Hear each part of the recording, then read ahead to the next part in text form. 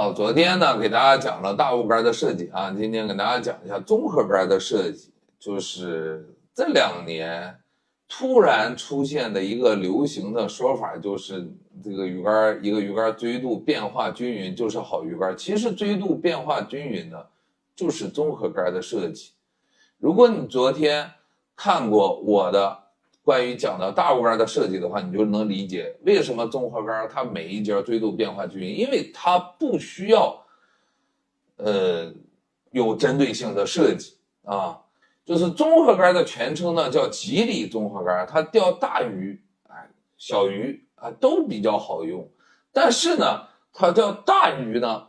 它没有里杆好用，钓小鱼呢没有鲫鱼竿好用，就或者说这种杆子呢它钓大鱼比鲫鱼竿好用，钓小鱼比里杆好用啊，这样的一款鱼竿就是比较中庸，比较普通，干什么都行，干什么干的都一般的这样的鱼竿，就相当于比如说车里边的城市 SUV 吧，它跑城市路面呢肯定比硬派 SUV 就是硬派越野车舒适一些，你要跑越野的话肯定比轿车好一些。所以这种鱼竿的设计呢，就是大小节锥度变化也比较均匀，每一节的碳捕吨位基本上也差不多就这样的一款鱼竿。就是以前叫什么什么里的，基本上都叫综合杆。至于他们为什么叫什么什么里，我也不知道。那它也综合杆嘛，叫什么里干嘛？叫什么里不是里杆嘛，对吧？比如说我以前有一款杆子叫晴秋综合杆它就是标准的综合杆，4.5米速特长1040前径就是大把前口直径在14.9毫米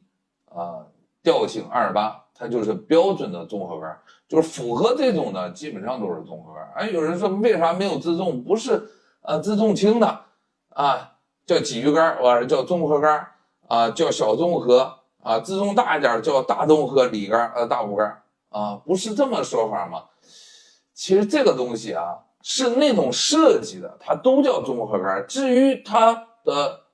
自重不一样，或者它的强度不一样，主要根据它的成本来算的。也就是你自重大一些呢，它就成本就会降一些，因为你可以用多用点料来维持它的调性。那你要自重轻一些呢，你想要自重轻一些，那你就只能用高碳或者碳捕吨位来维持它的调性就是这么简单，好吧？就综合杆基本上就这些东西就是一个4.5米5节的鱼竿，速特长在1050左右的前径在15的28调的，锥度变化均匀的，它就是综合杆，就是一个没有特点没有特色、没有针对性的这样的一个中庸类的一个杆子，好吧？当然还有一些钓友会认为说有一些数据不一样的综合杆，比如说速特长比你这个长的，你可以看我上一个合集我这边就讲清楚了看我的鱼竿到晴酒钓鱼某宝，我们下期再见